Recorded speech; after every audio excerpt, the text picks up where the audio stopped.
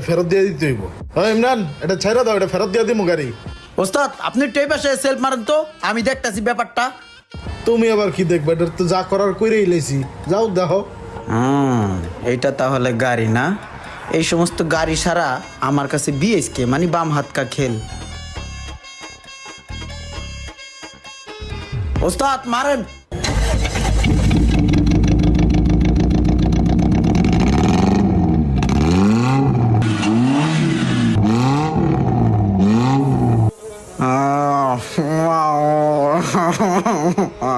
ঠিক করে লাইছি, ওস্তাদে পারে নাই, আমি পারলাম।